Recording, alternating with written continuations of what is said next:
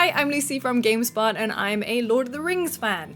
Or should I say, I'm the Lord of the Rings fan, if I am going by the subtitle from the game that I've been playing, which is Tales of the Shire, the Lord of the Rings game. It's a cozy game from Weta Workshop where you play as a hobbit who has moved from the Prancing Pony in Bree to Bywater.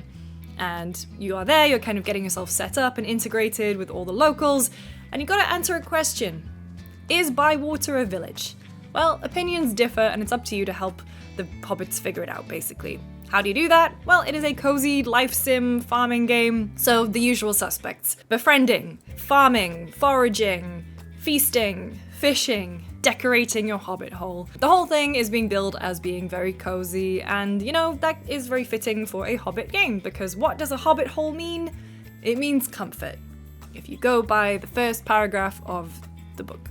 I've spent about 90 minutes with the game, starting from the very beginning, and I've got some thoughts. I have some pros, and I have a few cons too, but obviously this is a preview with the caveat that the game was recently delayed from 2024 into 2025. There is still plenty of time to finish things up, change things around, make adjustments. This is not a finished product. All those caveats aside, I figure let's start with the pros. So when you arrive in Bywater, you are given a hobbit hole to call home. It is a mess. It's basically been abandoned and you have to clear it up. You can decorate it however you'd like. You can forage and farm, so then you get that produce, bring it back. You can cook things. One of the key mechanics is cooking meals for other hobbits, inviting them around, and that's a really big way to increase your relationship with other hobbits, is to share a meal, which is all, again, very in keeping with the Hobbit theme. So one of the things that I didn't expect to like so much was the cooking mechanic. So basically you gather a bunch of ingredients and then you pick a recipe and you cook it. However, there's this little axis in the bottom corner that basically says whether the food is tender or chewy or whatever, and there is a sweet spot. And by cutting and preparing the food in a specific way, if you hit that sweet spot, it really makes the dish more delicious. And if you give it to a hobbit, it really increases your relationship with them.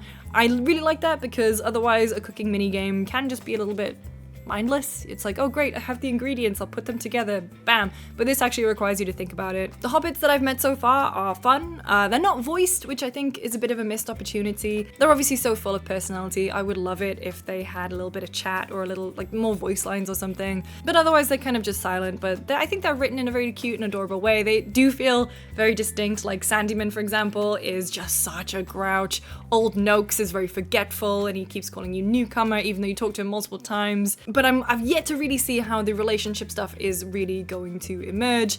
I know that you get rewards for basically getting these relationships up to certain levels. So that was the hobbits and relationship stuff. I will say I think my biggest pro from playing this demo build was the decorating. So I played a lot of The Sims, so I'm going to use The Sims as an analogy here. If you think back to Sims 1 and even like base game Sims 4 without mods or without cheats or anything, everything is very much on a grid. Everything is in squares, and it makes things look a little bit unnatural. And I was kind of a bit worried that that's how decorating would be in Tales of the Shire, but luckily it's not. If you look at a hobbit hole, it is not a perfect square. It is a round, comfortable thing. It's like a part of nature. It feels like it's part of the hill that it was built in, right? I'm really glad that the decorating system feels so malleable and flexible. So from starting at just like changing how things look, couldn't be easier. Touch of a button, you can apply it to all walls or all decor. You know, immediately you can add wallpaper or you can change the flooring and it's just done. Bam, it's there. When you're picking up furniture and moving it around, you know, you can kind of just drop it anywhere as long as it's not interfering with a wall or something or clipping into a wall. Super easy to go around and just use the selection tool to just like pick up clutter, because when you get to your hobbit hole, it is full of clutter. So what I found myself doing super quickly, super easily, was going around and just picking up all the clutter, putting it in my inventory, and then stacking it in a way that I thought looked a bit more aesthetically pleasing. I did really like how natural it felt to move things around. Like I felt like I could do what I wanted to do, and I could do it with little to no friction. So the decorating stuff was great. Really enjoyed it. And then there's a bunch of other smaller things that I liked that kind of miscellaneous. I'm not going to dwell too much on the fishing minigame, but I liked it.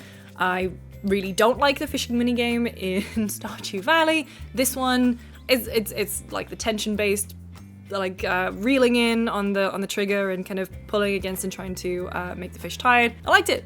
It was easy. It was fine. I enjoyed it. One thing that I do really like is, I've been playing a lot of Fields of Mystery recently, is that you can see where the hobbits are on the map. So when you have things to turn in, or a hobbit that you want to go and see, you can quickly pull up the map and you can see where they are. Another small thing that I liked that I'm excited to see more of is the fact that when you are planting crops, some crops work really well together if they're in the same bed. And so it's kind of this game of mix and match to see which crops kind of build each other up a little bit. And some crops do not like being in the same bed as each other. And so I thought that was a fun, again, like the cooking mini game, a little wrinkle to make it more interesting rather than just, oh, it's another day, I'm gonna plant some stuff and then I'll water, you know, actually making you think about where you're placing the crops. So the game doesn't have a mini map or a dotted line for you to follow on the screen as you're playing it as part of the HUD. I think that's a really interesting choice because they decided to do something that's more in keeping with the lore and the fact that hobbits are kind of a bit more connected to nature, and that is the fact that birds will fly in from off screen and kind of point you to the path that you're supposed to be traveling. I think that's a really cool idea. I don't think at the moment it's been implemented completely successfully. I think there's definitely time to make changes, and I think part of the reason why it's not successful, and it kind of helps me go to the negatives a little bit here, is that it's very busy. The game is very, very busy to look at. Part of that is obviously the art style. Part of it is just the fact that Bywater as a place is very close.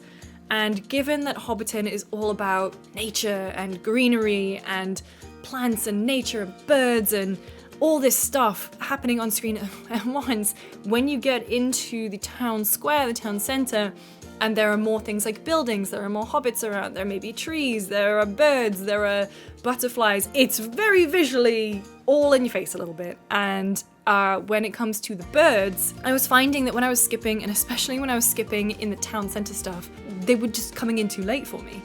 Or I couldn't see where they were because there was so much visual, I don't want to call it clutter, but there was so much going on visually that I was kind of struggling to keep an eye out for it. I actually found myself swapping back and just opening up the menu a bunch, and that felt like a shame. I also worry about the opening of the game in keeping interest high. So I mentioned up top that the whole stakes is that Bywater might be a village, it might not be. The hobbits are kind of arguing about it. And I think that's fine because it gives you the encouragement to improve things gradually and, you know, Fields of Mystery, repair stuff after an earthquake. Stardew Valley, repair the community center, etc., etc. You know, like that feeling of progression. But I will say that I think the quests that you are given at the very beginning to onboard you are really not interesting. There is a lot of going back and forward, and there was one particular quest where I had to get some herbs because one of the hobbits wasn't feeling very well. So I was in the town square, back to this hobbit who kind of was a little bit more of a, you know, a healer, I guess. Or she was good at that, and she was having me find some herbs. But then it just said collect herbs, but didn't tell me where. So I was wandering around aimlessly. I find the herbs, and I'm kind of close to the town center. Then I have to go all the way back to her. She sends me to the hobbit, who's not feeling well again, so he sends me back to her, who gets me to collect something else, who sends me back to the hobbit who's in the town square, who's not feeling very well. There's a lot of these little fetch quests, and I wasn't really vibing with them. The parts of the game where I was having the most fun was when I was just doing my own thing, like setting up my crops and doing things that way. I worry that opening is just not the most enticing. But like I said, this is only the opening of the game, and so I wonder if once it is done with all of the hand-holding, it is gonna let you kind of carve your own path a little bit more, and it will be something that is more of a compelling gameplay loop than just endless fetch quests. And then I have a couple of other small things. I think I'm trying not to be nitpicky, but after, you know, some hands-on time, these are things that definitely stuck out to me that would annoy me as I'm playing the final game, so I'm just gonna rattle them off. The backpack is way too small at the very beginning, especially when you're going out and foraging. Like, I know it's a whole thing with Stardew and Fields of Mystery. Yeah, you gotta start from the bottom and work your way up.